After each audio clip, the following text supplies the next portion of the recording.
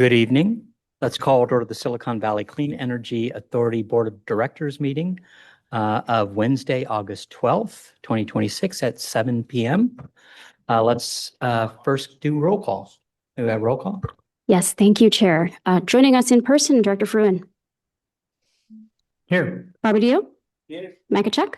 Present. Tyson. Here. Chair Klein. Here. Vice Chair Meadows. Here. Director Rennie. Here. Showalter. Here. Hines. Present. Joining us remotely, we have Director Hilton. Here. Director Martinez Beltran. Here. Thank you. We have a quorum of our board present. Thank you very much. First, we have some ceremonial items. We're here tonight to recognize our annual Energy SVC scholarship competition winners. So Empower Silicon Valley is the annual SVCE student scholarship competition. Since the program began, SVCE has contributed over $100,000 in scholarships for local students in our communities. The Empower Silicon Valley competition encourages both clean energy education and early career professional development. Since it is an annual project for Silicon Valley Clean Energy Climate Core Outreach Fellowships, it's also an important part of our organization. Each year, the SVCE Community Outreach Fellows organizes the competition and decides on the theme and format. Throughout the history of its competition, it has taken several different formats, such as Bike to the Future for electric bike building and a short film competition. This year, we invited students to create artwork that creatively showcases the contest theme this year of powering communities. The theme encouraged students to show how clean energy makes communities healthier and stronger, powering schools, homes, and businesses. High school students were asked to design an art piece for display in the future SVCE headquarters, which I did a quick tour earlier today, so can't wait to see how that looks. And elementary high school students were asked to design a sticker for use at our community events.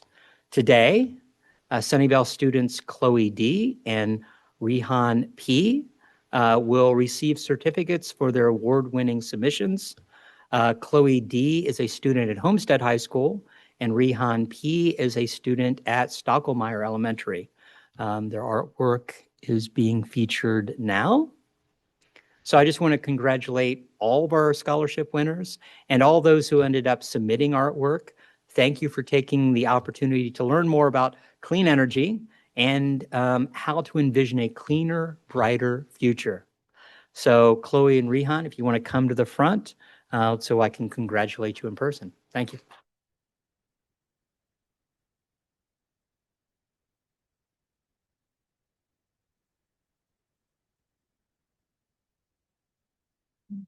That's right. Yeah. Congratulations. Thank you so much for participating. Congratulations. Thank you. Yes. We'll do another set of photos with, oh, I don't need to be in, you should be in this one. There we go. And actually, let's do this. Let's open it up, hold it back. There we go. That's Do a couple. Great.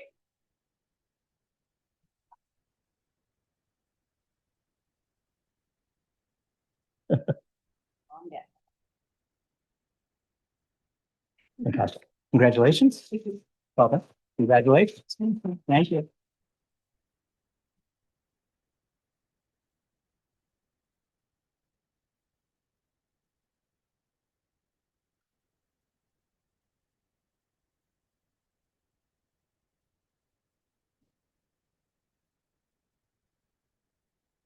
And next up is public comment on matters not listed on the agenda. This is the opportunity for the public to speak on matters not listed on tonight's agenda. Speakers are customarily limited to 3 minutes per speaker, and each speaker can only speak once during this. I don't see any speakers in the room.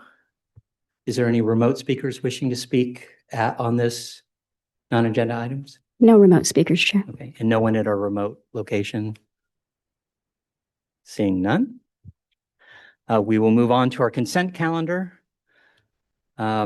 Did any of our board members have any comments or questions about our consent calendar items?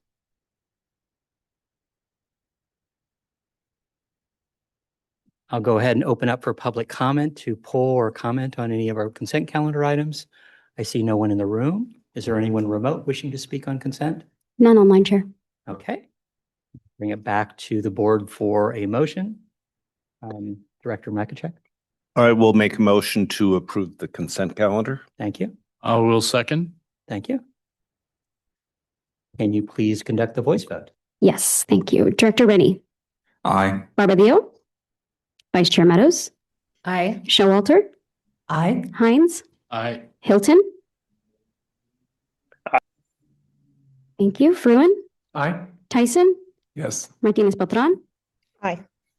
Makachek, Aye. Chair Klein. Aye. Thank you. That carries unanimously. Thank you. We'll move on to our regular calendar. First up is our CEO report. Monica? Yes, so I took the opportunity to put together some slides for the CEO report tonight on account of we didn't have a very jam-packed agenda. So I thought maybe I would highlight some of the different items in the CEO report. I know you all read it carefully. So anyway, next slide, Andrea. So this is the content of your CEO report that I provide every month. And the items highlighted in yellow are the ones that I wish to speak to tonight, not necessarily in this order, but I'll highlight these, starting with announcements of our new hires, including our summer interns and promotions. So with that, we will invite Cheyenne Leap to join us. She is our community engagement intern, and she would like to address the board. I hope I said your name right.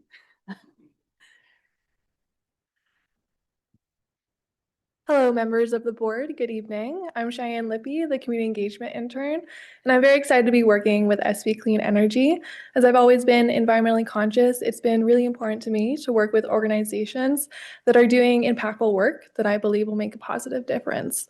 I'm really excited about the transition into renewable energies, and I think that it's really exciting to be part of this, and I think that the organization is doing really incredible work in the community. My background is in environmental education, of working with students of all ages and ability levels, connecting them with nature, and also providing hands-on learning opportunities for them. Outside of work, I enjoy cooking, backpacking, and learning about California native plants. Thank you. Thank you. Our next summer intern working on demand flexibility and analytics is Chris Nuka. I probably said his name wrong too, sorry.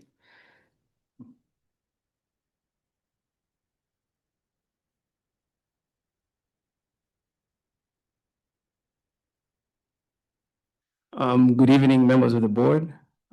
My name is Chris Kimanga, and I'm the Demand Flexibility Analytics intern. Previously to this role, I've worked at the California Public Utilities Commission, looking at the regulatory landscape around demand response. I've also worked at the Lawrence Berkeley National Lab, looking at system-wide impacts of demand response, electrification, and energy efficiency. Outside of work, I enjoy working out, kayaking, hiking, and I'm excited to be here at SVCE trying to grapple demand flexibility and its value. Thank you. Thank you. Welcome. All right, and then our last summer intern working on decarb programs is Sonia.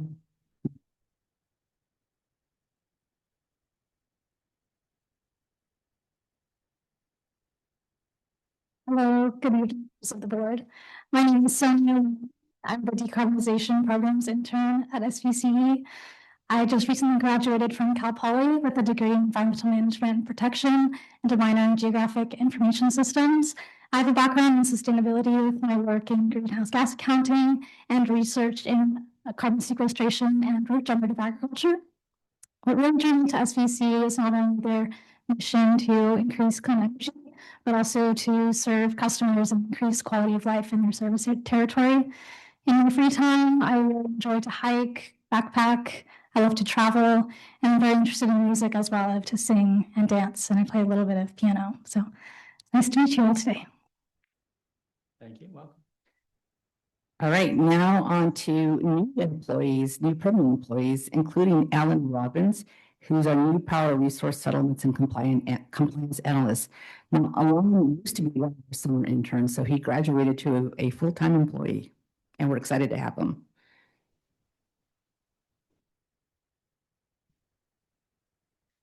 Hello, everyone. Good evening. I am Alon Robbins, the new Associate Power Settlement Analyst. I had my undergraduate was from UC Davis studying wildlife biology. And then I recently finished a master's degree at UCSB studying environmental science and management, where I was working with the city of Santa Barbara to help them build a roadmap to electrify their existing residential sector. During my time as a master's student, I was also an intern, like Monica mentioned, here at SVCE with the programs team. And I really got to know the SVCE team and how passionate they are about the clean energy transition. And that's something that I really admired and wanted to be a part of. In my free time, I love being in nature, rock climbing, playing pickleball, and doing wildlife photography. It's nice to meet you again. Thank you. Thank you. All right, and then our next new employee, Senior Administrative Assistant, and she's here tonight to introduce herself as well, Tatiana Makoni. Good evening, members of the board. My name is Tatiana Makoni. Happy to be here and happy to meet each of you. Prior to coming to SVCE, I'm interning with the City of Brisbane in the Records Management Department with the City Clerk. I'm working on receiving a master's in Records Administration and Archives from San Jose State University. What drew me to SVCE was I wanted to be part of an organization whose mission aligned with making a positive impact on the community. And I look forward to working with each of you and supporting each of you. Thank you very much. Thank you. Welcome. All right, well, you can see we've been busy hiring people. We've also promoted intern to finance, risk, and data analyst, and he is not here tonight or remote. All right, so that concludes the staff updates. We're moving to the highlighting some recent and upcoming events that we've been participating in the community. And to speak to that is Juliet. Hi, good evening, everyone. I'm Juliet Pasquale, Community Engagement Specialist. I think we can go ahead. Oh, thank you. So we've been out at several different summer events. The season has fully kicked off. So we have some nice pictures highlighting where we've been in the community. We were thankful to be a part of the Mountain View Tech Showcase. We saw Director Showalter there and many other members of the community. I think even Bruce back there stopped by when we were out tabling and with the Dream Home. So we've been out doing some cool things. You can also see a photo of our agency truck, the Ford Lightning, powering a local band for a Sunnyvale National Night Out event. And we've been also at the recent Silicon Valley Youth Climate Summit, which I think is the next slide. And so we have some photos highlighting our participation there as well. We were actually co-hosts of the summit, so Monica was able to do a welcome introduction for the entire event. Eric Rodriguez was a panelist at the air quality panel, and we were there tabling and talking to the local youth about climate solutions. And then I think our next slide also just features where we're going to be for the rest of the late summer and upcoming fall. So as you can see, we're going to be busy. We are at, I think all of those show a different service area, city or town that we're going to be at in the next few weeks. So lots of cool things coming our way, and we're happy to be out in the community, and hopefully we'll see you there. And that's all for me. Thank you. Okay, so also wanted to provide an update on some of our efforts or some of the successes that we've had in building a durable, sustainable, reliable, and affordable portfolio of clean resources. So we have we had a few things to highlight here, included in the packet. On item 2C on consent was for you all to approve the resource disclosure report.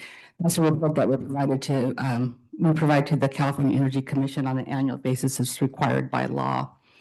And that report basically show what our clean position ended up being. So once we tally up all of our resources and get all the actual data from the California Independent System Operator and get our actual load information, we're able to say this is how we ended the year. So for 2025, we did 100% clean or carbon free. And the extra 4% is to cover the losses, which the board directed us to do when they approved the clean pathways. We're on track to achieve the same thing in 2026. And for 2027, 2028, we're not too far behind on meeting our targets. We also had the great privilege of attending several ribbon cutting events as we brought on some new projects, and some of you got to join us there as well, including this one here, the Zero Wind Transmission Project. This is a project developed by Pattern, and it's essentially the largest project built in U.S. history. It's a little over 3,000 megawatts of clean capacity, with, I believe, 3,500 transmission line. This project was years in the making. So for us, we will be taking a small share of that big project, 125 megawatts, which will represent somewhere between 5 and 9% of our energy needs, our clean energy needs. And we have that contract for 15 years. Next slide. Director Showalter was able to join in the festivities. So celebration, I think, in June of this project coming online. Several other CCAs are also have shares of this resource too. Next slide. And then we also participated in a celebration event for a project called Tumbleweed. This is a long duration energy storage contract. It was a lithium county. Just basically means that it's able to discharge for more than 4 hours, in this case, 8 hours. We signed this project through CC Power, so California Community Power. That's a super joint JPA that SVCE, along with other CCAs, formed a few years ago to really try to figure out ways to participate in projects which were either too large or perhaps more risky because it's an emerging technology. So it's a way for us to collaborate and do some procurement efforts. This is the first long duration storage, large long duration energy storage project to be connected to the California Independent System Operator grid. And it's the first of CC Power's projects to come online. And I think we have a couple of slides there. We had Chair Klein join us for the celebration. I think you can see him. Next slide. Oh, there he is. And yes, so some of the staff was able to go there as well. It was hot. Just should add that. Very hot in the desert. All right, next slide. Also wanted to provide you some pictures and some update of our new building and where we are so far. Some of you did get a chance to get a sneak peek at it. It's still under construction. We can go to the next slide. So just for some context or history here, we purchased the building back in February 2025, and construction started in February of 2026 for phase one, what we're calling phase one. We have a second phase, which is phase two, which is essentially about 1,500 square feet on the first floor that we've yet to decide what to do with. We're going to wait till we're in the building, in the space, and really understand what the community needs and what we need in order to advance our mission. On the next slide. Here are some pictures. It's actually changed since we took these pictures a couple of weeks ago. But if you look at the left picture, that's the front entrance as you're coming in from the street on the first floor. And then the middle picture is the lobby or entrance if you're coming in from the parking lot, the back entrance. The last picture on your right is going to be your future board chambers stage where your dais will be. Next slide. This is upstairs, the far left. That's the collaboration. The far left and the middle are collaboration spaces for staff. And then the last picture on the right is our staff conference room. You can go next slide. Here is our staff break room or kitchen where we hope to do some demos and really utilize this space both for the benefit of employees, but also for the benefit of education and community. And then here's a picture of one of the offices. Next slide. That's the phase 2 or the TBD space. Next slide. All right, and we've actually already moved out of our existing office, which was on 333 West El Camino. Our lease there expired at the end of July, and so we moved everything out, all of our furniture, which will be used in our new space. So for the month of August, we are fully remote. Our goal is to get temporary occupancy permit from the city of Sunnyvale so that we can start to move staff in hopefully by the end of August, but maybe not until the first week of September. In the meantime, our board committee will be held here at Sunnyvale Civic Center. So the board meetings will continue to be in these chambers, and the executive committee of finance committee or legislative ad hoc will happen in the conference rooms here in Sunnyvale. Customers do visit us. They visit us. But during this interim period, we've set up a system where they'll have to make an appointment to visit us because we don't really have a location for them to come to easily. We've also set up some space for staff who do need to meet and together. We often vendors and the like. And so we have space here at Civic Center. The staff here has been very gracious and provided some space for us to work. And we also rented a space at the Sunnyvale Satellite, which is a co-work space in downtown Sunnyvale. So September 16th to 18th, staff in the office. And so this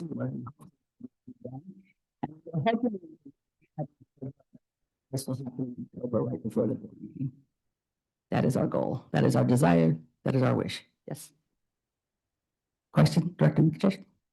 I was just going to make a comment that when I was driving here, I always have SVCE office in my nav, and it gave me the new location. Oh yeah. So technology. It's up to date. All right. And I'm like, well, wait a second, we're off a little bit here. All right, next slide. I just want to do a really big thank you to some key staff that have done this project, including which was quite an effort. And so I'm going to list all the names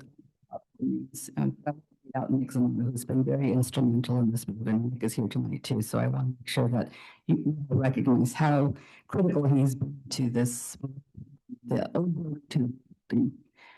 and then of course Zoe and Jessica oversee construction of the existing building. And so thank you to the Sunnyvale staff. And I say that hopefully you'll pass that on to them. They've been very, very helpful with our transition period as well. So with that, I think I have another slide, and then I'll move to, yep. So also in your agenda or the CO report, we do provide a look ahead to kind of give you a feel for what we plan to bring in terms of big items to the board. So we extend that through December, so you can kind of get a sense on all the different things that we're looking to bring to you for your consideration. Some of them are like the budget. Those will happen twice this year because we now have the sub budget that we have to do for October through December, and adopt a new budget for our new fiscal year, which starts January. So it's a calendar budget. I do want to highlight a few things here. So we plan to schedule a study session to work to promote kind of foundational or fundamentals about the energy wholesale market, energy market in general, and how we deliver energy to our customers. So that'll likely happen before the board meeting starts in November. Just to also highlight, the November meeting starts at 3 p.m. So you should all have that on your calendars already. And the other things to highlight too is hosting the Santa Clara Cities Association an upcoming district regulation summit / conference. Sorry to interrupt. That's August 31st. Yes, sorry. What did we say? October. Oh, sorry, August 31st. Yes, special events at 5 p.m. That'll happen here at City Hall. And you all to attend. Just SVCE elected officials, but elected officials throughout our region.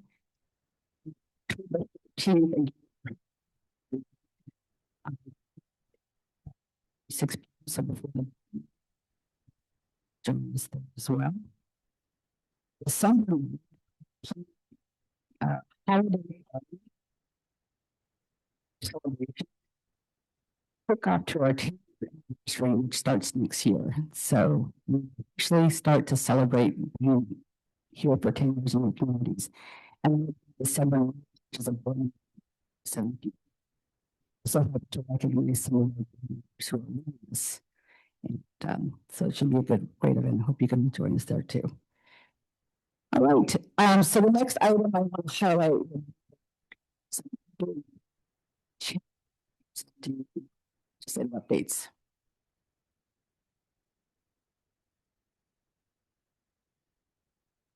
Thank you, Monica. Good evening, Chair and Board. Benna Chang, Director of Government and Legislative Affairs, here to give you a quick update about the end of the state legislative session.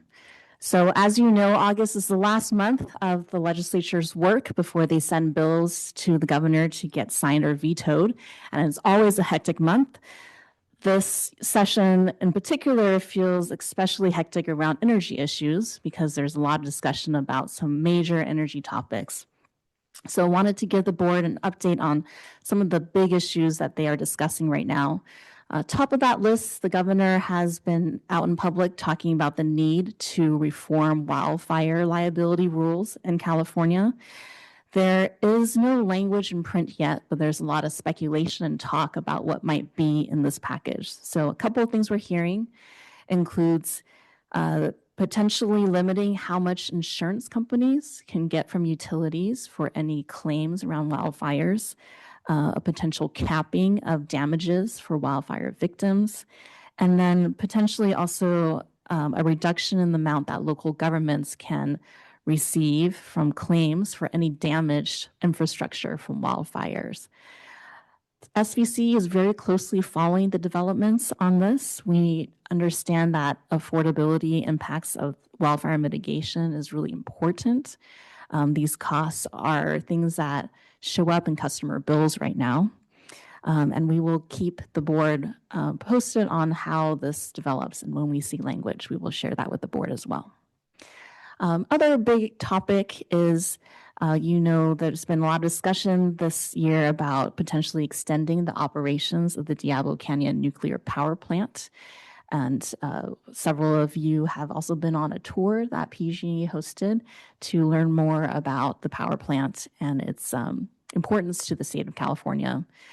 On Friday last week, the governor was at a press conference, and during the Q&A session, he was asked directly if he supports an extension of the Diablo Canyon nuclear power plant. And he said very clearly that this was an issue that he would pass on to the next governor. So for now, the likelihood of this moving this year is probably not very high. So wanted to give the board that update. And then finally, on building electrification funding, this is a high priority for Silicon Valley Clean Energy. We've been working with the legislature to educate them on the benefits of building electrification and reducing people's bills and helping the state meet its climate goals. Recently, the governor released a California Extreme Heat Action Plan.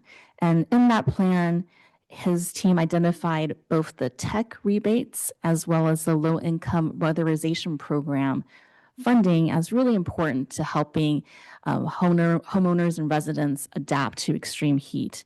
And so we are part of a larger coalition asking for additional funding to help achieve what the governor identified in this action plan. We hear that there's potential for some surplus state funds coming from better than expected stock market returns, but we will see. Wanted to let the board know that we are working on that advocacy. Next item, we have talked to the board a couple of times about a high priority for SVCE. This is a Cal CCA, our trade association sponsored bill, AB 1761. This bill is really centered around the power charge and difference adjustment, which our customers and PG&E's customers pay for some legacy utility resources. This bill is a simple data transparency bill that would allow us to have some more data and insight into how that charge is calculated.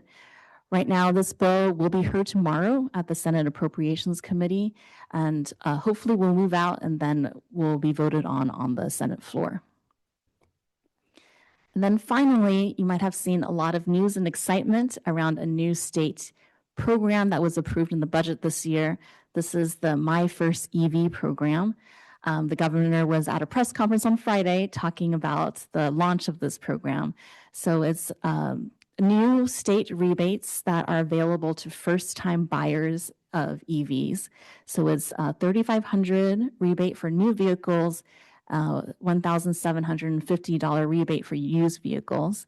There are some limits to what kind of car you can buy. So there's an MSRP limit of $50,000 for new vehicles and $25,000 for used, with an exception for California headquartered companies, which do not have this particular limit. These funds are being rolled out through different manufacturers from now through the end of the year. This pot was both funded by the state budget as well as the car manufacturers, and the amount is split evenly amongst all the manufacturers. This is a first come, first serve kind of program. We heard recently from the state that the rebates for the Tesla vehicles have already run out. So this is a very, very popular program. We expect to have a lot of interest from it.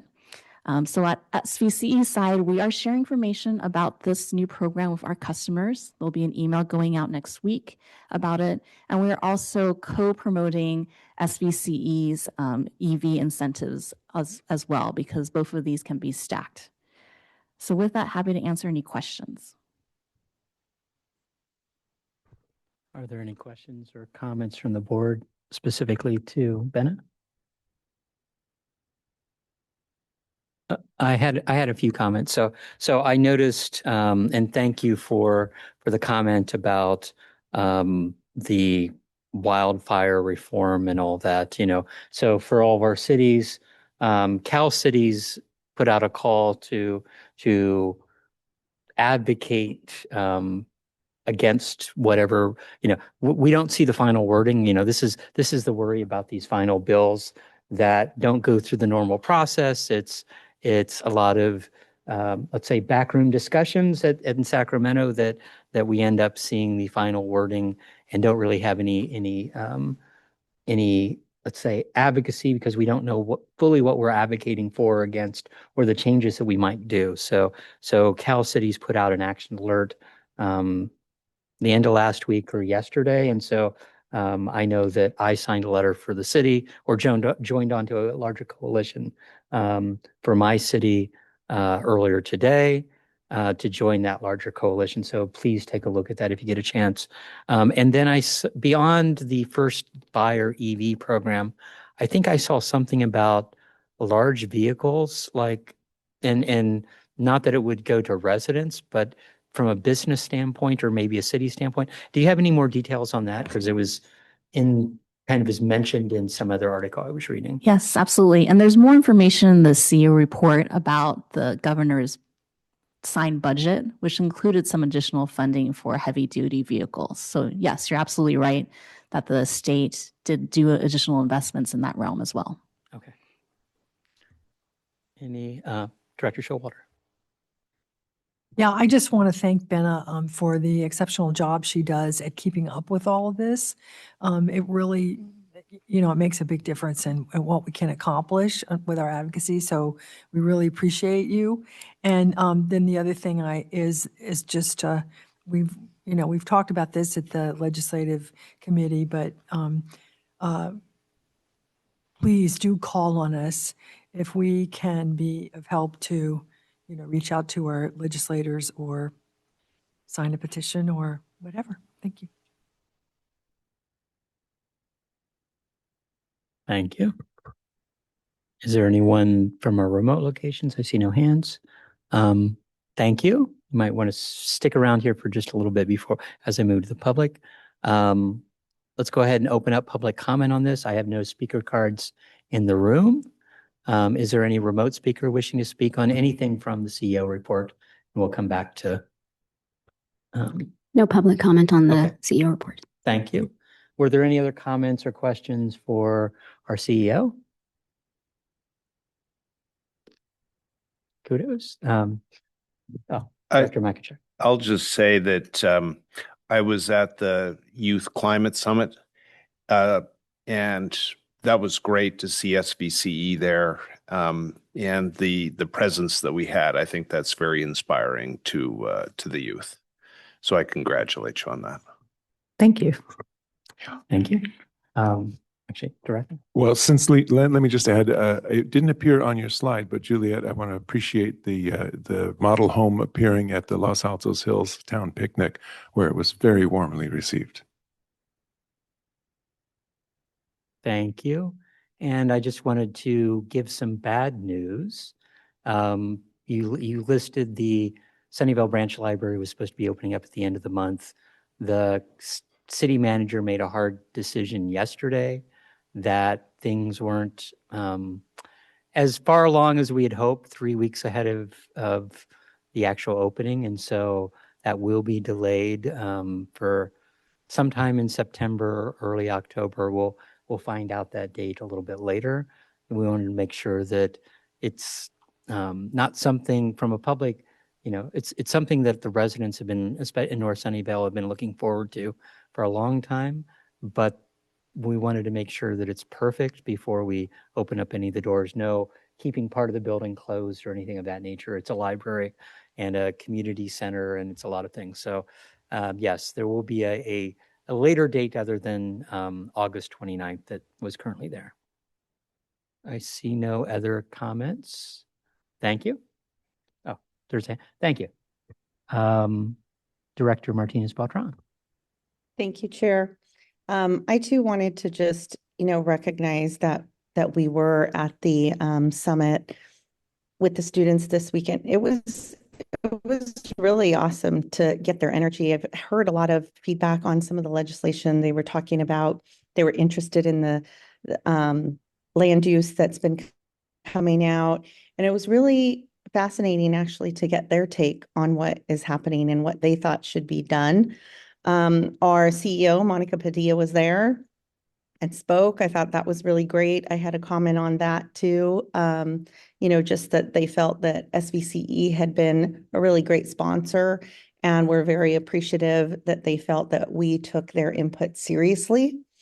And so I thought that was something really great to bring back as well. And I think it would be awesome to get some input from them on our legislative agenda once in a while, maybe have some of their testimony. I think would also be very powerful. So I just wanted to add that. I know Director Shawalter was there as well with us, and it was great. Thank you. No other comments. So we'll move on to our next item. Our next item is item 5, receive Silicon Valley Clean Energy Audit Committee resignation from Director Makachek and appoint members to serve on the 2026 Silicon Valley Clean Energy Audit Committee. Is there a staff report? Yes, thank you, Chair. Good evening, board members. So as stated, this item is to receive the resignation from Director Brian Makachek from our audit committee, in addition to adding any additional members who would like to join. So Director Makachek did give us fair warning last board meeting that he planned to do this. And so after that, we did receive word from alternate director Terry McCarthy, also representing Monte Sereno, that he would be interested in joining the committee. And so with Brian Makachek's departure from the committee, and should the board choose to appoint Director Terry McCarthy to serve on this committee, we would have 5 members that would serve in this group. Just a friendly reminder, we do have 6 seats for this committee, and so there is an additional seat that is open. It does not need to be filled, but if somebody would like to join, we do have an open seat. And just a reminder that this can be a primary board member, an alternate board member, or a member agency staff person. And so again, staff recommendation is to receive Director Brian Makachek's resignation from this committee and appoint any additional committee members. Thank you. Thank you. Are there any questions of staff?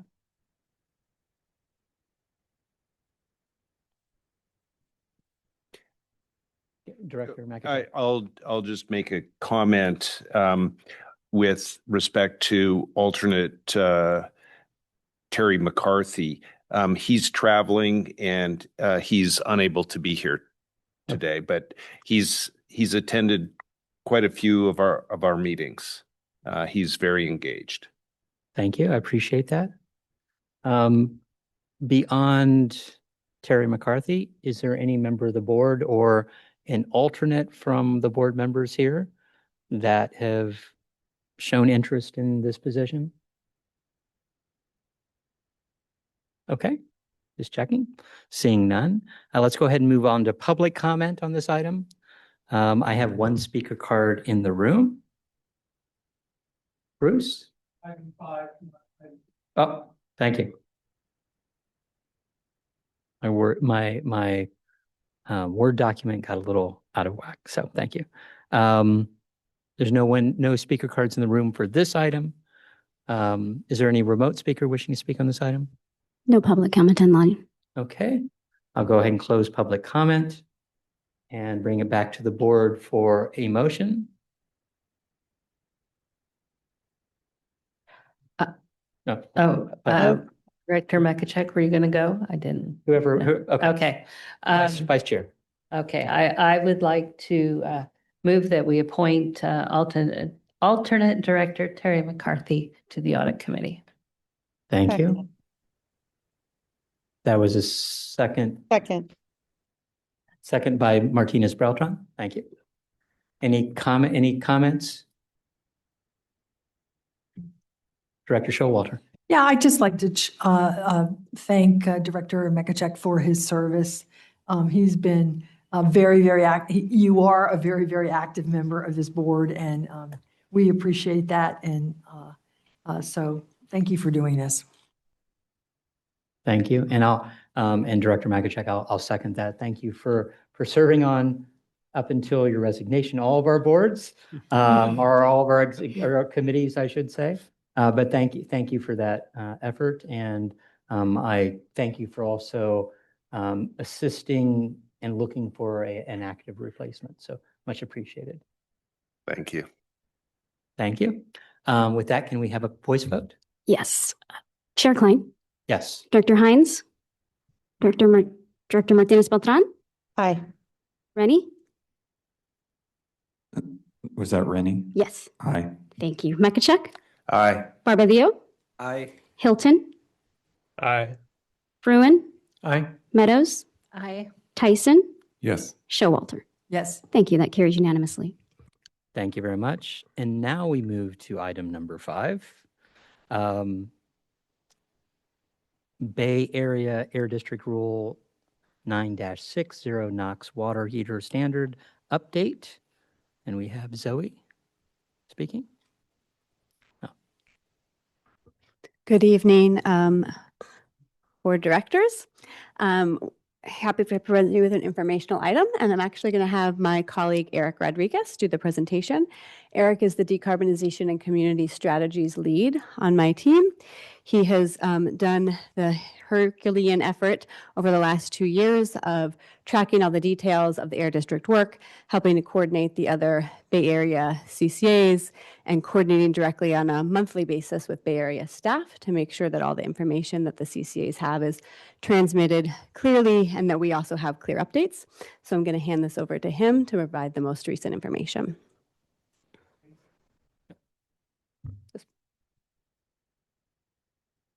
Hello, my first time. Good morning, members of the board. Thank you so much, Zoe. I'm here with an informational update on the Bay Area Air District Zero NOx Water Heater Rule, Rule 9-6. The Air District has released draft amendments that would delay rule by a year and create a new set of exemptions. Public comment closes tomorrow, and the Air District is tentatively scheduled to decide in November. I'll walk through what the rule does, what's changing, what it means for our programs, and how we're helping customers and cities get ready. Thank you. Yes. So before getting into the amendments, just want to give a quick refresher on what the rule actually does. The air district is a regional regulator and for outdoor air pollution across the 9-county Bay Area. Its board is made up of locally elected officials, and it's been setting emission standards under its authority under the Clean Air Act since 1960s. So appliance rules like this are on an extension of their longstanding work. The Rule 96 sets NOx emission limits on gas water heaters at the point of sale or installation. It applies when a unit is sold or installed. It does not require anyone to remove or replace their working water heater. It does not cover any other appliances. And it does not cover other appliances. Okay. Yes, thank you. I think I'm still on this slide. In practice, that means zero NOx means electric. Only electric units currently meet zero NOx standard. So at the point of replacement, a practical choice becomes a heat pump water heater. The Air District adopted the standard in March 2023. It's effective January 1st, 2027. So what's happening right now is not a new rule. It's the Air District adding flexibility before the rule takes effect. On the public health side, and this is what's on the slide, the Air District estimates that the 2023 water heater and furnace standards together would prevent up to 85 premature deaths each year and avoid up to $890 million in health impacts each year. So want to talk through where things stand at the moment. The Air District released draft amendments in July, and they do two things. One, it pushes back the deadline for small residential water heaters. It moves from 2027 to 2028. That's the highlighted point on the slide. And larger commercial units move out to 2033. The second is a set of targeted exemptions for property owners facing cost and feasibility barriers. It will be issued through a new Air District certificate system. One important caveat for all the information I'm giving, none of it's final. The current January 1st, 2027 date stays in effect until the board votes in November. And on the slide, there's 3 dates worth holding on to for the next few months. I mentioned tomorrow is the deadline for comments. November 4th is actually the date that it is expected that the Air Board will take up a vote on the exemptions and delay. And if the board adopts it in January 1st, 2028 is when everything would go into effect. So the draft, and these are proposed exemptions, the draft focuses relief on where installing a zero NOx unit is hardest or most costly. There are 8 categories on the slide, but they fall into about 4 groups. On affordability, there are exemptions for low-income property owners, including participants in qualifying assistance programs, and for owners whose mortgage and property taxes come to 20% or more of gross household income. Multifamily buildings with 5 or more units and deed-restricted affordable housing would also be delayed to 2033. On physical feasibility, there are exemptions for space and ventilation constraints and electrical panel constraints that would be both certified by a licensed contractor or through an Air District certificate. On practical operations, there would be an emergency replacement pathway where a contractor can install a non-compliant unit as a bridge and swap in for a compliant unit within 12 months, and a self-certification pathway for high hot water demand businesses like restaurants, laundries, and healthcare. And then on product availability, hydronic systems will be delayed to 2031. And units with 30 gallons or smaller would sit outside of the standard entirely for the time, rather than being time limited. One point worth noting is that how the rule actually works. It's a point of sale standard. So when a compliance burden sits with retailers and distributors and licensed contractors, the record keeping and noticing requirements in the draft fall on sellers and installers. And then exact rules and threshold are still being finalized. I just want to make sure I add that caveat. So these are a few numbers that are about the exemptions. I'll talk through them here. Roughly 15.8% of installs fall under a very low income or housing cost burden category, which is the number on the left. That would be up to 19,000 installs in the Bay Area annually. About 20%, this is the middle number, will fall under project or building constraints, roughly 24,000 installs a year in the Bay Area. And Air District staff stated total is that up 38% of small water heaters would qualify for certified exemption. You'll notice that doesn't necessarily, the numbers on the slide don't add up to 38%, and I'll explain why. The Air District modeled two alternative definitions for low income. The 38% uses a broader one, based on 80% AMI or area median income, which comes out to about 17%, plus the 20% for project constraints. The 15.8% on the side is a narrow definition that staff recommended. So on this, so depending on the definition the board lands on, certified exemptions could come somewhere between roughly 36 and 38%. The 10%, which is the number on the right, it's for 30 units that are 30 gallons or less. This would sit on top of that rather than inside of it. The Air District excludes those from certified exemption count because they're outside of the standard entirely that is exempted by a certificate. So, and that would include mobile home water heaters and pool spa heaters as well. The actual number of exempted projects could be slightly higher than the percentage provided by the Air District staff before its update, or basically in the first few years. So what does this mean for SVCE? So there are three key takeaways here for our forecasting and program planning. First is timing. The one-year delay pushes back the demand pressure the rule going into effect would cause on our heat pump water heater rebates on our and contractor pipeline into 2028. It also offers more time for our programs to reach customers as they're learning about the rule. The second is that the exemptions are the key unknown. The share of installations that end up exempt is the single biggest variable for forecasting near-term participation. And early Air District estimates suggest that meaningful portion could qualify. And third is that there's a natural handoff here. Many customers who qualify for an exemption are the same customers eligible for SVCE and partner incentives that can make an electric install affordable. And so in terms of helping our customers prepare, we just want to clarify our role. SVCE is not regulated under Rule 9.6 or has no compliance obligation. What we can and have done is bring practical on-the-ground input to the Air District and help our customers prepare, and that's taken these three different forms. The first is technical. We've shared cost and market readiness and incentive data through the Air District stakeholder process. And we've shared our perspective, the perspective of what we're seeing from contractors and customers through our programs directly with Air District leadership and staff. The second is multi-agency coordination. We're working closely with peer CCAs, cities and partners so residents across the region can receive consistent and accurate information. We submitted comments that have informed current exemptions and timelines with our Bay Area counterparts. And then third is customer and local government readiness.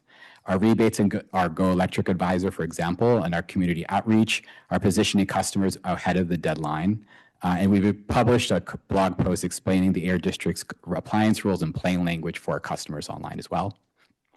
We're also co-hosting the event that Monica mentioned, the upcoming Air District Rule regulations, what elected officials need to know. The workshop will happen with the city, in partnership with the Cities Association and many others on August 31st here at Sunny Vista City Hall. I just want to say doors will open 5:30. We hope you will join. And then looking ahead, this is the same set of dates I mentioned earlier. Just want to add in the August 31st event. And we'll return, staff will return to the board to update with an update on the Air District decision and include any program and outreach adjustments as needed. This is the Air District's public awareness campaign from their May board meeting. It's relevant because it shapes what our customers will be hearing over the next year and a half. Through phase one, which is where we're at right now, the Air District will focus on audience-specific messaging, on benefits of the zero NOx appliances. They'll conduct a baseline awareness survey, do initial media, contractor, and social outreach. Through phase two, which will fall through early 2027 and after board action. They'll add local advertising campaign and expanded outreach to canvassing with the clear timelines and calls to action. And then phase three and beyond, they'll continue to advertising, public relations, and stakeholder outreach. And this last slide is a forward version of the timeline that includes the Air District's actions on Rule 9.4, which is their zero NOx furnace rule. So you can see how these rules are happening alongside each other. That concludes my update. Happy to take questions. Thank you very much. Are there questions from the board? Director Showalter. Yeah, thank you so much for this update. People are asking a lot of questions about this. And so we need to be able to talk to our residents about it. And this helps a lot. One thing I think that my residents are really interested in is how much impact the change out of a water heater has on GHG emissions. I mean, obviously, one of our goals as an agency is to help reduce our community's GHGs. And so I would really like to have a little, I mean, do you know, I've heard a comparison, for instance, like this is, taking a gas water heater out is like removing a gas car from the road. I mean, do we have a couple of is that true? And do we have a couple of kind of phrases or comparisons that we can share with people? I know that the surveying does show that one of the major barriers is cost, but I personally believe that one of the major inspirations for doing this is to do the right thing and to reduce GHG. So I just like you to talk a little bit about how much good does this do? Great question. And in terms of like a ready sort of like comparison, in terms of like what it would mean for everyone to switch out I think like a simple comparison. I don't necessarily have one off the top of my head. I know that our communications team is thinking about all sorts of ways to be able to communicate that. So we'd be happy to take that and think about how we can make it digestible, more, and more accessible for residents. And I can share a couple of high-level statistics. We're working on this in the decarb roadmap. So residential buildings are about 17% of greenhouse gas emissions in SVCE territory. That's the kind of high, that's one piece. But something that Air District also talks about on a air pollution level, small appliances actually create more air pollution than cars in the state from smog, and also than all power plants in the state. So this has been an air pollution issue that folks have been trying to grapple with for many, many years. How do you kind of get at the small appliances? But from a GHG, it's about 17%. But the key thing too, and the water heaters, I think it's about a third. We can get back to you with a kind of an exact number, but because water heating and HVAC and cars are the big gas. But the thing is, to roll back that natural gas, you need to get all of those pieces out. So it's hard to think about it as just the water heater. It's an integrated system of natural gas. And so being able to remove that water heater helps us also to reduce all of the gas in the home. I get that. Yeah. I still think, just little phrases and little comparisons are that are not necessarily as scientifically strong. Well, they should be true. Yeah. But we don't necessarily want to be giving people a science lesson. We want to be making them feel good about why they want to do it. And I do agree that the air pollution issues are very real. And as somebody who had asthma previously, I just can't tell you how frightening it is and how the thought that this helps reduce, asthma numbers is just really, really vital. I mean, to me, that even speaks more with getting rid of gas stoves, but of course, that's not what this is about. So I just think that having sound bites related to this is very important. And so I hope we'll be able to work on some of those that we can just bout off. Great. Thank you. Thank you. Director Hines? Yeah, a couple of comments. Thank you very much. Excellent work on this. This has come up a couple of times at the Campbell Chamber, and every time it comes up, it fills the chamber.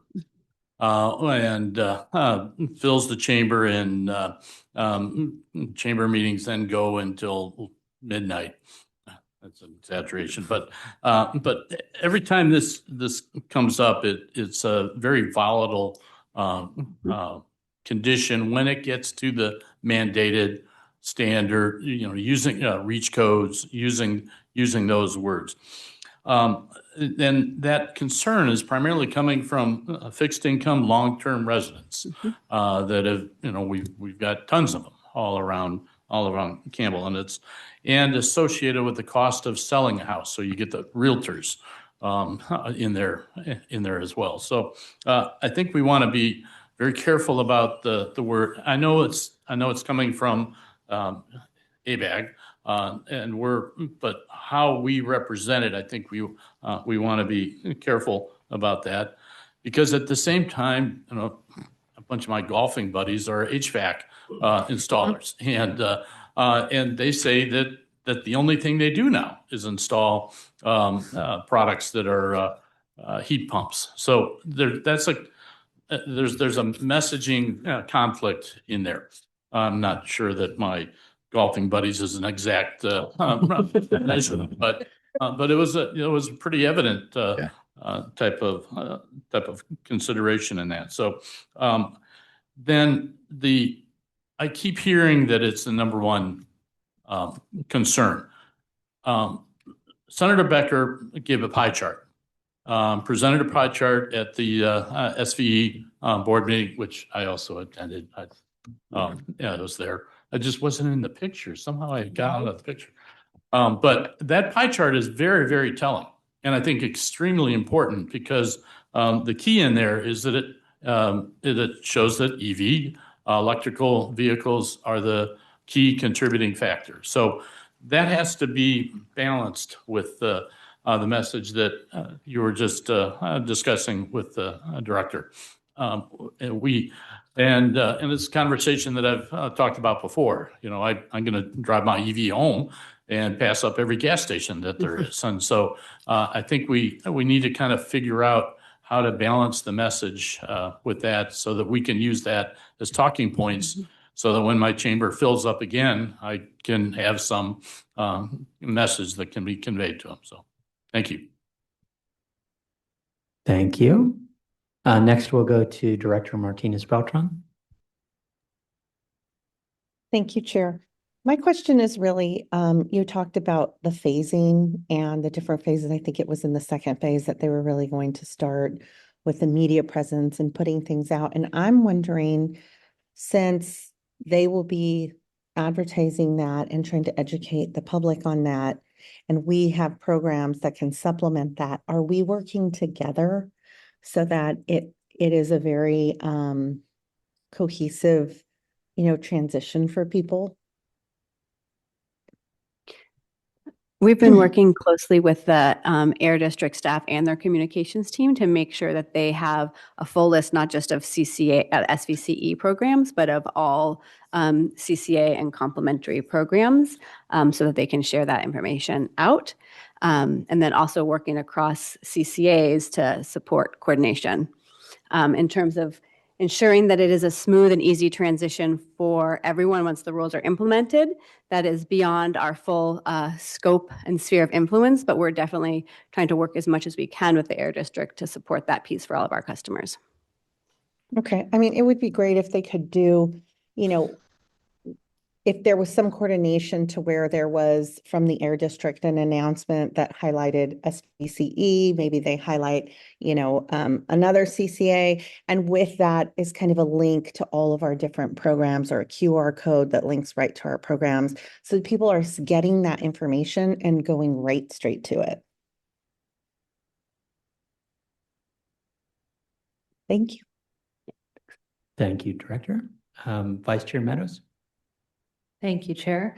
So I'm a little surprised, and you may not be able to answer these questions, but there's going to, well, in one slide it said a tentative vote, but it sounds like there's a vote on November 4th that may decide that something goes into effect in less than 2 months from now, from that date, or that it may go into effect a year and 2 months from now. And so that doesn't, and I guess you could say that because the original date was January 1st, 2027, then having just a 2-month notice from the decision, maybe it's adequate in that scenario, but I'm not quite, so I haven't been following this, and I'm probably oversimplifying because I can only imagine what those discussions sound like. But what, is that extra year intended to buy time for consumers to learn more? Or what is that extra year supposed to buy? Because if you look at it, and I'm not necessarily, the decision can be made on whatever factors, but I'm just puzzled by it because I already know people who are going out and buying gas water heaters right now, right? Because January, they think they can't get them. And so then if you change your mind in November and give everyone another year, there's going to be even more people going out and buying gas water heaters. So what is the purpose of a year delay? And again, this is not something maybe that you guys can answer, but I'm not following the logic. Is it for the consumers, or is it for the air quality board, or who's it for? I would just say probably a mix of both. Air District staff is working on the exemption process, and so I think an additional amount of time would help them be able to staff up, make sure they have the certificate process, make sure that the exemption process isn't frustrating for people. But there's also the awareness. I know that they're doing contractor engagement. I've seen them out in some of the events I've been doing with contractors as well. So there is, a bit of that also, making sure that as the rule lands, that the ecosystem is still ready, and they see that they still have a role to play in terms of being able to help that ecosystem. But that said, this is from just my perspective. Okay.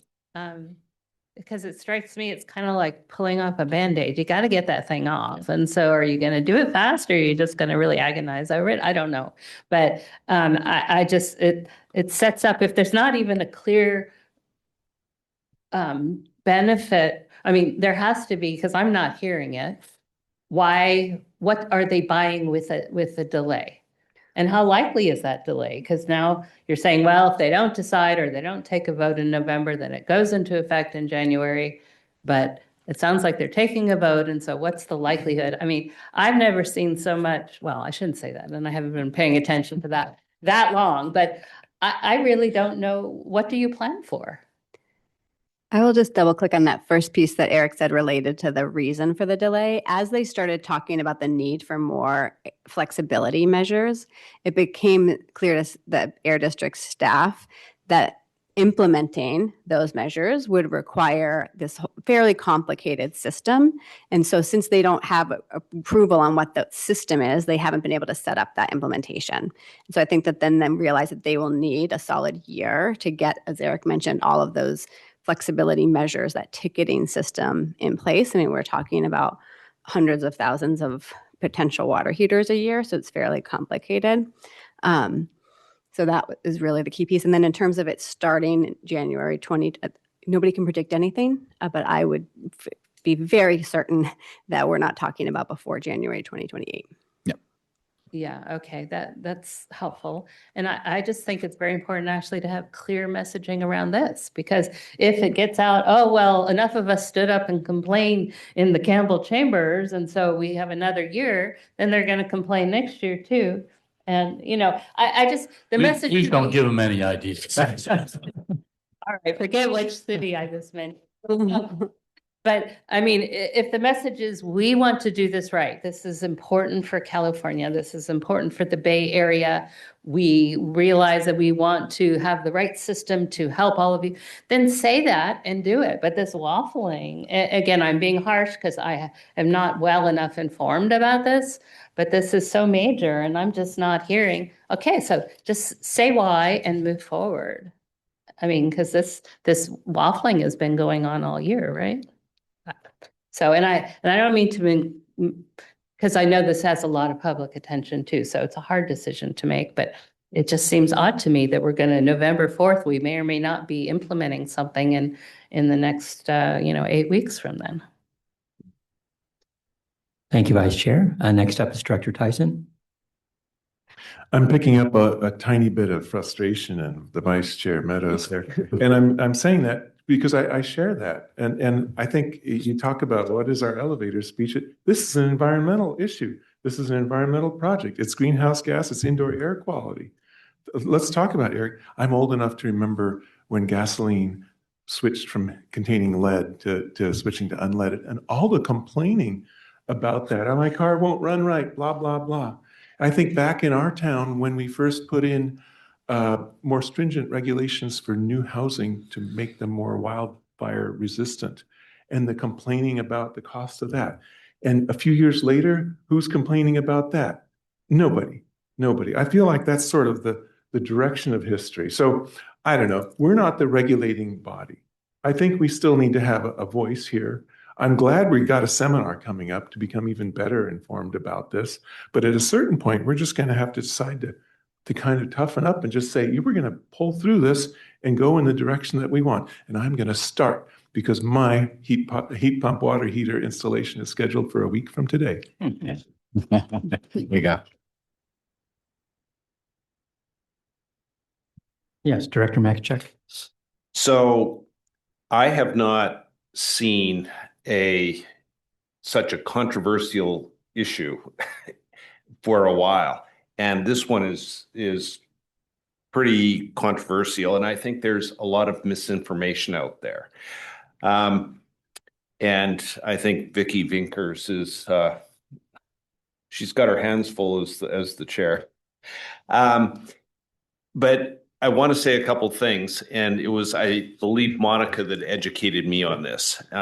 She said, think of water heaters as SVCE is on the decarbonization side, and the Air Quality Board is on the health side. And that's kind of, it's the indoor air quality where there's real problems. And Director Showalter, you mentioned asthma. It's the indoor air quality, the NOx. That's where the real problems are.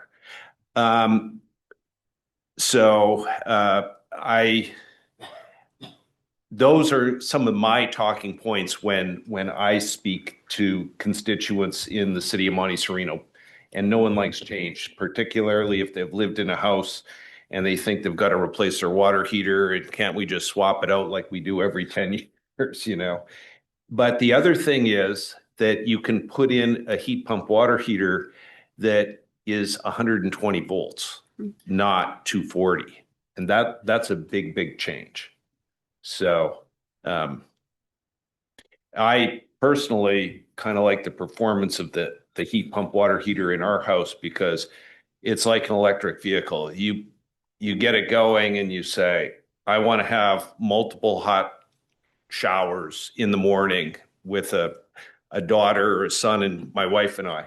And our heat pump water heater can just spit out or send out the hot water, which is a good thing for us. So it's a difficult time, but I think we'll get there. We'll rip that Band-Aid off. Thank you. And I had a few comments, questions. So I agree with what Director Showalter said about having the talking points, having, that is critical. But especially as we look at the event on the 31st, for me, and I wish I was able to be there, but I do think it's important not just to have slides, but conceivably handouts from this organization highlighting our emergency gas water replacement program and kind of what we're doing to help, to help residents assess if they're having a gas water heater problem, what the replacement is. And it's trying to show that there are solutions, that this isn't like, oh, you have to change and you're not going to have hot water for 2 months or 3 months or weeks. And it's like, no, we're trying to help in that transition. And it's messaging from this organization. And, we are ultimately our 13 cities, and that's why we're doing, this program, this event, just to kind of highlight, at least from our county.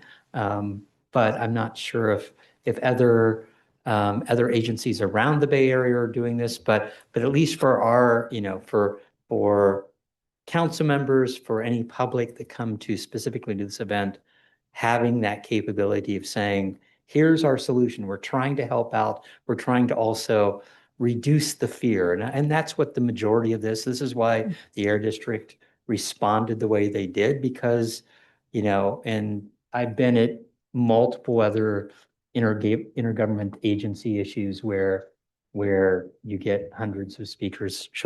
Director Showalter and I were on BCDC and hearing from all the Oakland people that had all kinds of issues about the port, and it was hundreds and hundreds and thousands of emails. But here it's Bay Area wide, and it's all the fear of what that transition means. And I think it really comes down to is, okay, here's our solution. It's not a perfect solution, but we're trying to, whether or not it's January 2028 or some future date, we're trying to help out, and having something that each council member, each attendee can take home with them, not just take a slide, here's the QR code, and some people will take photos and all that, give them something that they can, postcards, it doesn't have to be a full flyer for everybody, but something limited to not only sell what this agency is doing, but trying to, help people understand, it's not something to be afraid of. It's something that you can do. You're doing the right thing for your household from an air quality standpoint, and then there's the clean energy portion. So it's a win-win situation, but it's change and people are just afraid of change. So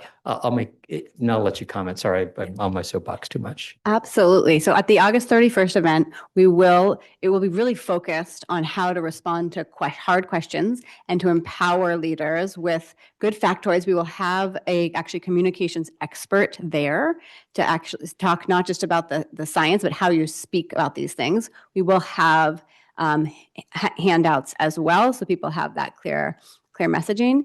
There is also an event coming up on September 10th that is being facilitated by SPUR that's specifically focused on health issues. And there is a doctor from Stanford. I believe we'll make sure that is in the talking point so that you all have information about that event on September 10th. Okay, thank you. No other comments from the board? Oh. Can I just add a couple of comments here?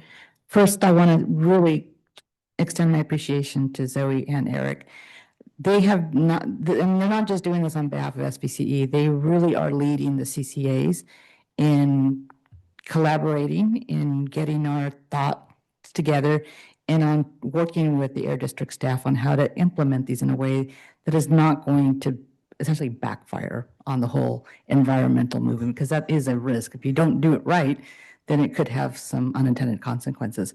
And I do want to add that in my previous life or job some years ago, we struggled with a similar type of, mandate or standard. And some of you probably were here then, some of you not. But When California was faced with many droughts, including the droughts in the late 80s, the state implemented an ultra-low flush toilet program. You talk about people hating something. Oh my God. Yeah, so, and we got through it. And we all have ultra-low flush toilets now, and so we will survive this as well. But yeah, I just wanted to make sure that you realize how much work Eric and Zoe are doing on behalf of all the CCAs and some of the munis as well. Thank you very much. Let's go ahead and open up for public comment. I have one speaker card in the room. Bruce K. You have 3 minutes to speak. Thank you very much for the opportunity. One thing I learned recently is that when the Air District comes together, the board comes together on my birthday, November 4th, abstentions are the same as no's. Not being present is the same as a no. So of the 24 board members, 13 have to show up and vote yes for anything to pass. That surprised me. So I just thought I'd share it so that you're aware of it as well. And perhaps you can contact friends and colleagues who are on the board and make sure they understand that they can't take the day after the election off to celebrate their victory. They have to go to that meeting. In 2003, when the original district measure was passed, was the second year of the Biden administration. People cared about the environment more than they do now at all levels of politics and at all levels within the community. And I was super proud of the vote that was taken. It was, I believe, 22-1 abstention and 1 absence or something like that. I honestly hope that the Bay Area will show California and the rest of the world that we haven't forgotten that the climate is in crisis. Certainly the people in Spokane know that it's in crisis. People in Europe, including, well, I guess not the 25,000 who died in the recent heat wave, know that the planet is in crisis. The El Nino is going to cause people who depend on fish as their primary source of protein to have to find an alternative. Ecosystems are collapsing. And when I go to the Silicon Valley Youth Climate Action meeting and look at all these people who were born in 2008 who could live to the end of this century, I wonder how many of them are going to make it. And honestly, the indoor air quality from NOx is not the thing that I focus on the most. It's definitely ecosystem collapse that we as a species need to figure out if we're smart enough to prevent. Yes, I have 52 more seconds, but I haven't got 52 more seconds worth of thoughts. But I urge you to reach out to anyone you know who is on the air board, even if you just know them slightly from a League of Cities meeting or something like that, and share what you can of my fear that we have waited too long to take serious action to reduce greenhouse gas emissions. And even that's not the air board's mission, right? They're all about NOx. And let's get solar thermal hot water heaters on that slide, because solar thermal with electric resistance backup is a perfectly viable solution for almost all the corner cases that physically don't work for heat pump water heaters. So, yeah, Director. I was just going to compliment Mr. Carney on working with the Silicon Valley Youth Climate Action. So I saw you there, and your leadership is visible. So I compliment you. I see no other speaker cards in the room. Are there any remote speakers wishing to speak on this item? I see no hands raised for this item, Chair. Okay, thank you. Any final comments from the board?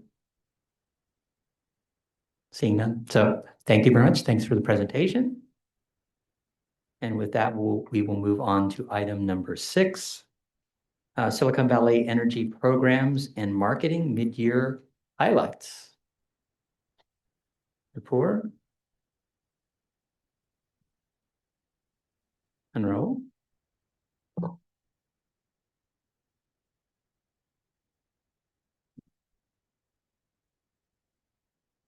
Good evening, Chair and Board of Directors. My name is Raul Hernandez. I'm the Marketing Manager here at SVCE, accompanied by my colleague Napur, Manager of Decarbonization Programs.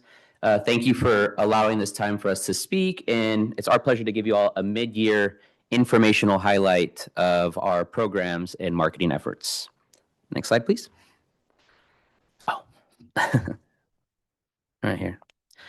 So we know that effective marketing strategies to help promote our diverse portfolio of program offerings is only part of the puzzle to help our customers reduce their dependence on fossil fuels. We feel that the way we market programs and the way we think about program creation is to meet people where they're at and serve the needs of customers so that decarbonization is easy for them to understand and most importantly do. As a refresher, I'd like to jump into high-level slides of our marketing and program strategies and the concepts we use to make sure we're meeting customers where they're at.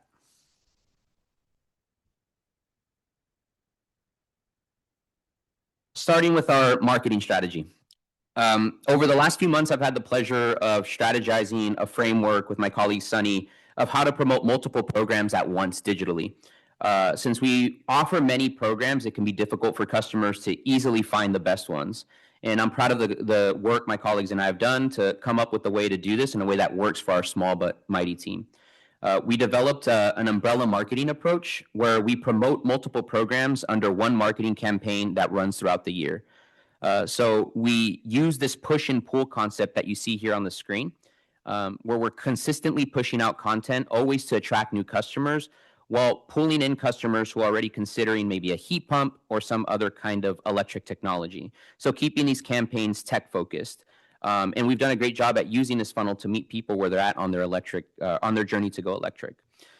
And being able to group these offerings, it's allowed our marketing team to focus on the development of joint program content, marketing activations as well, so meeting people in person, and then focusing on the data and operation side of things, always with a customer experience centered mindset. And because we touched on the grouping of the programs on the marketing side, I'd like to talk a little bit about the program strategy. So our programs team took the same approach to make sure we're grouping our programs into 3 buckets, which is our single family, multifamily, and commercial. So reframing our programs so that eligible customers can easily understand options and take advantage of them as they see fit. So both teams took the same action of consolidating our offers so that customers can continue to easily find the programs that suit them best. And now getting to our highlight phase, starting with the marketing side. I'll be talking about our program, eHub. I feel that eHub is one of our popular pages. We've seen eHub as the education gateway for programs and other initiatives. This specific campaign is currently running, and it'll run over the next few months. And this one is exciting because it's a campaign we created in-house. My colleague Leslie created taglines, images, and videos that you see here on the screen. With the creative concept of the same energy, the rush of winning, finishing a race, or celebrating, and reframed as the excitement and pride of going electric. So a bold, positive choice that feels like a personal victory. And this is something that has done really well. As you can see the numbers here, these are the numbers within the first week of this campaign launching. And it's bringing steady traffic to the eHub page, which is the page that we use in order to put people into our marketing funnel as an educational piece, so that pull factor, and people who are already considering these types of appliances. The next event that I want to talk about is our EV Ride and Drive. This was an event that I was heavily involved in, and one that I'm excited to have been part of for the planning. We worked with our CBO partner, Breathe California, to host our first ever Ride and Drive event in Gilroy this past June. We had 60 test drives in 4 hours and hosted a little over 100 people. Customers were able to learn about resources that were available to them, meet people in person who are EV owners, also people who are thinking about purchasing one, so like-minded individuals. They were also able to speak to car dealerships in a non-salesy environment, which is also important so that they don't feel pressured. And then also being able to answer any questions that they have in person about our rebates, and hopefully that they'd be able to take action after those conversations, either now or in the future when it comes to purchasing an electric vehicle. But some of the tactics that we used to help promote was obviously our SVCE emails. We did cross collaboration with the local library and other nonprofits in the Gilroy area. We ran ads in the local newspapers. We did event ads on Meta.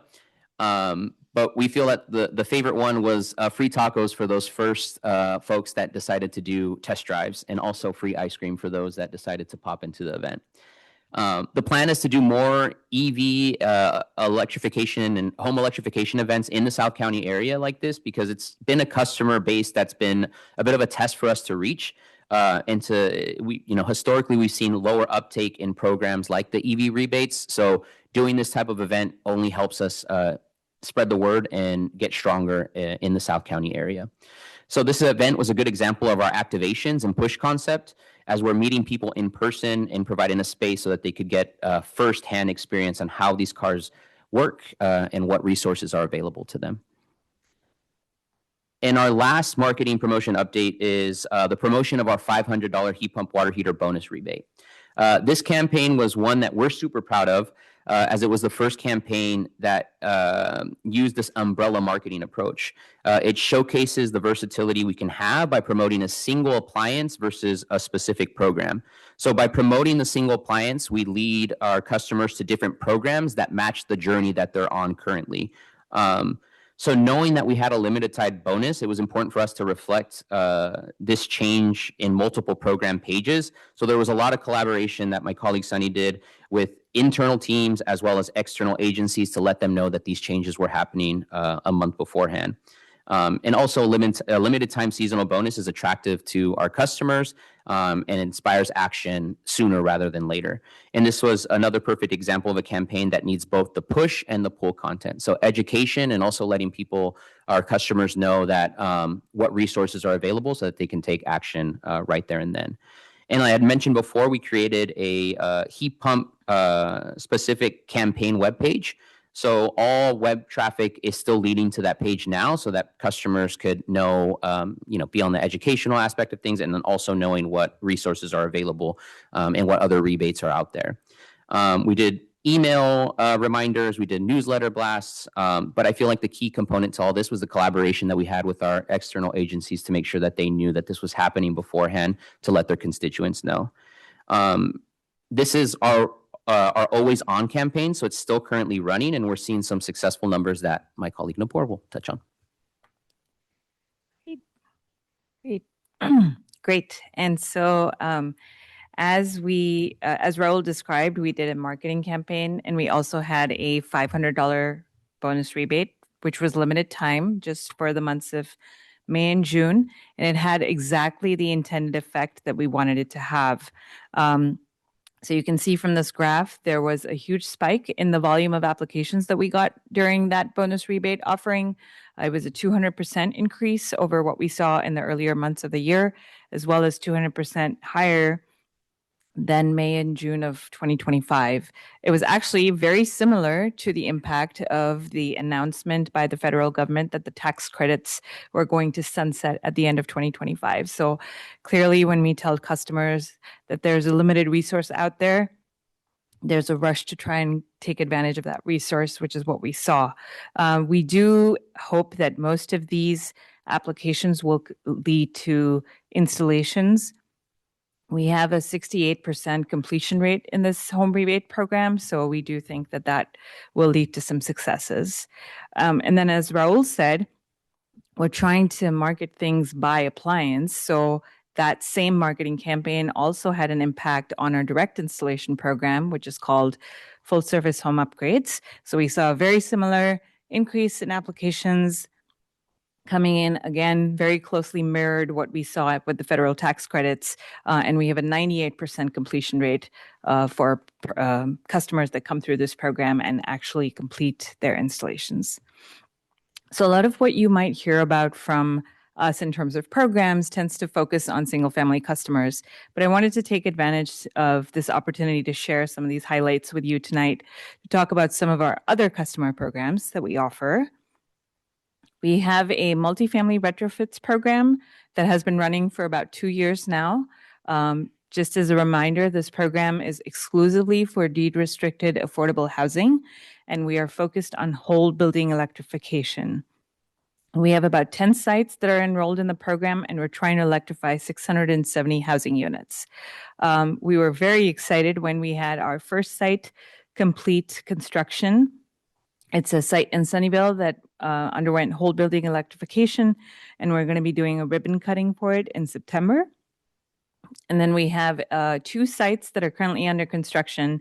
One is in Gilroy and one is in Morgan Hill. We have done some tenant engagement workshops here. We've installed EV chargers and solar, and heat pumps are going in as we speak. Those 2 sites are particularly exciting because we were able to leverage $1 million in funding from the CEC's Equitable Building Decarb program. And so it has given us an opportunity to create some visibility at the state level for this program. And we hope to be sharing the lessons we learn with the state eventually. Those 2 sites are going to complete installation at the end of this, one at the end of this month and one in March. And then we have 7 additional sites that are in various stages of scoping and engineering design that should be complete by the end of 2028. I apologize, there's a typo on the side. It says 5 additional sites, but it should be 7. Okay, so moving away from multifamily retrofits, we also have programs for businesses. We have our business rebates program that offers rebates for switching over to induction cooking, heat pump water heaters, and heat pump HVAC. This program has been running for about 3 years. We had recently had a team on the ground go to over 100 businesses door to door in Sunnyvale and Mountain View to educate customers about this offering. It's a great opportunity because it also allows our team to learn about what the barriers are that business owners might be thinking about and help troubleshoot some of their issues. We've done similar canvassing in South County before as well.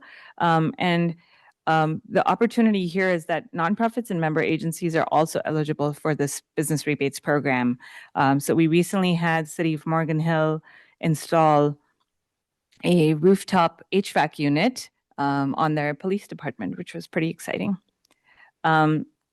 And not only that, businesses can also take advantage of our EV charging rebates program. So this program previously was only open to multifamily property, both market rate and affordable.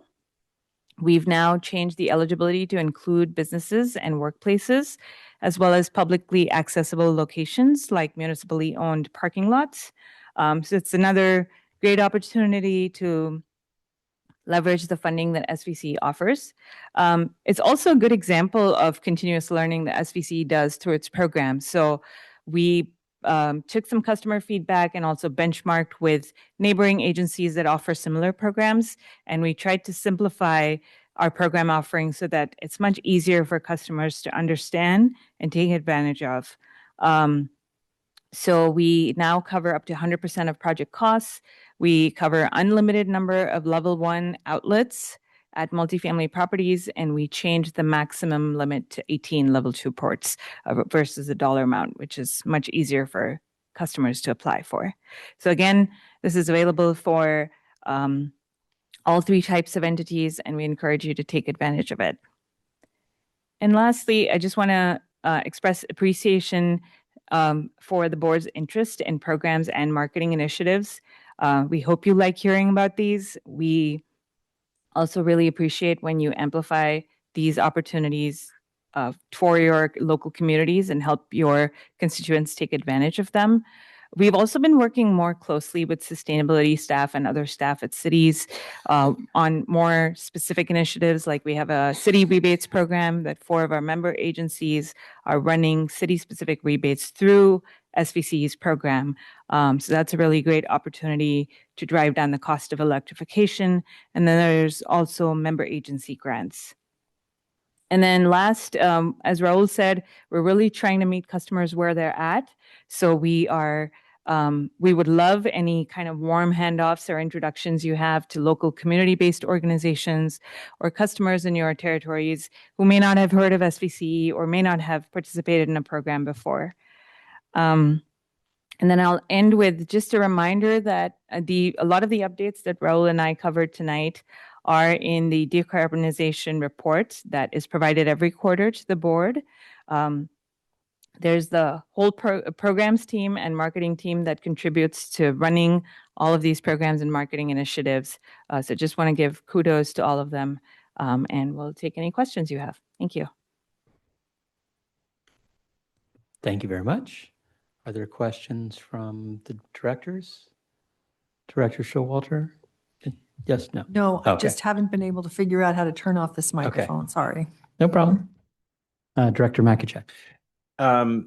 Thank you for the presentation. And I was writing down, well, are we doing anything to connect the used EV rebates or the government, the state of California amounts with the EV charging? Because to me, you can't get an EV if there's no charging, but if we can get the charging and there's an EV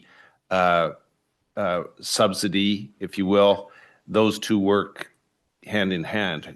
Can you talk about that a little bit? Sure. So the EV charging rebates program funds chargers at multifamily or, like I said, businesses and public locations. So it wouldn't cover single family homes.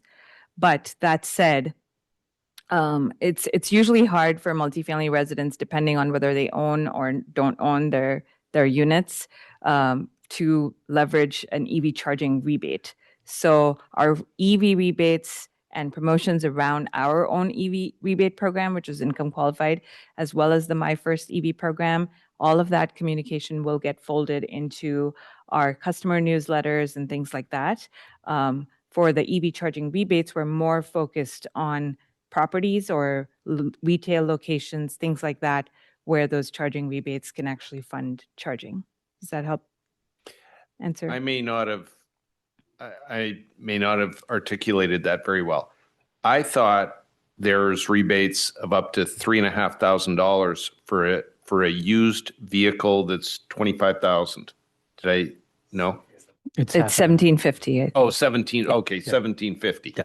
Fine. So $1,750, but that helps with a used EV, but now you need a place to charge it. So to me, there's a synergy between those two offerings, if you will. Am I wrong?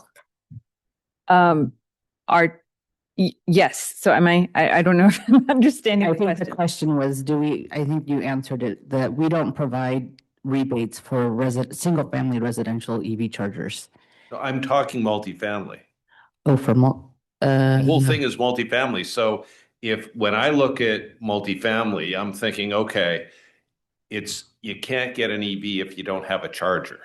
But if there's chargers that are going into multifamily and there's a $1,750 rebate for a used EV, then maybe that will increase the demand for used EVs and help with equity, social equity, if you will. Yeah, so I think the challenge is that a lot of times multifamily residents don't have much influence over getting a charger installed at their properties. So that becomes a barrier because they could advocate to their property manager to have a charger install, but ultimately it's going to be the decision of the property owner or property manager. I think maybe Director Makachek is asking for those landlords that are taking up our program content of trying to put in EVs. Mm-hmm. Are we trying to partner with those sites to sell the concept of a new EV the other way or a around. new used EV? The discounts for a new EV or a used EV from a state standpoint. And I think it's the other half of that. It's no longer the electrification of the site. I don't know if I'm speaking for Director Makachek, but it's an opportunity to say, okay, we've now energized your parking structure, your garage, whatever it is. Now, can you please pass this on to the residents if it's from a rentals location? Yeah, so I think we could look into whether there's an opportunity to educate tenants through the property owners. And then, Raul, I don't know if we have direct outreach to multifamily residents specifically, but there's an opportunity to include that there as well. Yes. Yeah. So right now, I know our team is working at one of the locations right now that's a multifamily property to talk about just like some of the upgrades that are happening, and would be a perfect opportunity to mention something like that there. So yeah. And then my second question is, you said that you would help with the introductions to community-based organizations that are interested in electrification. Who's the SVCE contact that I should speak with? So that's usually me or Eric Rodriguez, who's just up here not too long ago. So we both handle our CBO relationships. Yeah. I will see you. Any other comments from the board? Questions? I see none. I will go ahead and open up public comment on this item. I have no speaker cards in the room. Are there any remote speakers wishing to speak on this item? No comments online, Chair. Okay. I'll close the public hearing, bring it back to council, to the board for any final comments? None? I just want to say thank you for the programs. I think, this is what, and it's how we market them and how, ultimately we get out the messaging that, here's what we're trying to do. The decarbonization of the local community is a big deal. So great to see, outreach and focused outreach actually increasing. And it's that repetition, and especially from social media and everything else, once if they're responding, the algorithms normally at least bring that back to them. So as we continue to change our messaging and sell, the fantastic things that all of our staff are doing, it becomes an easier sort of ask or a reminder that we're here trying to do good. So thank you. Thank you for what you're doing. Thank you. Oh, 1 second. Director Showalter. Yeah, my mic is still on, but anyway, I just wanted to brag a little bit about Sunshine Gardens in Mountain View. I'm sure you're familiar with them. The owner is just convinced that she can do any environmental improvement that needs to be done, and she kind of does that and provides an example.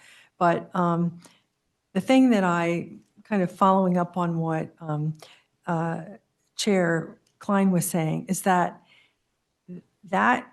apartment complex has served as such a good ambassador for the programs that the city is doing. We have a small grant to electrify 2 multifamily structures in Mountain View, and one is to do the whole thing, and then the other one is just to put in the appliances and everything, and then the other one is to just upgrade the electrical wiring so that they can do the appliances. But anyway, I just wanted to say that Sunshine Gardens with Deborah in the lead, I'd be glad to, you guys are connected to her, right? Yes. Yeah, okay.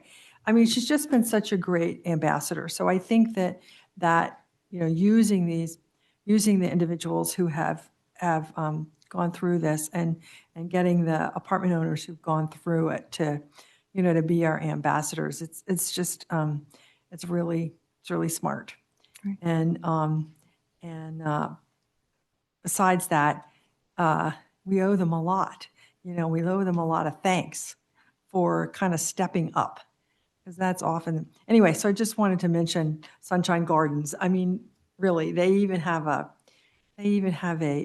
farmer's market on a regular basis where they do everything. It's very inspiring. Thank you. Thank you. Thank you. Any other comments? Seeing none. Thank you very much.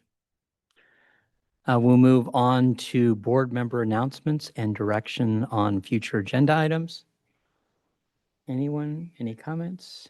So I did have a comment. I just wanted to remind, or for those of you that should have received email, remind everyone that we're going through the process of going through our CEO's yearly review. So you should have all received email from Nadine Levin. If you haven't, please contact the clerk.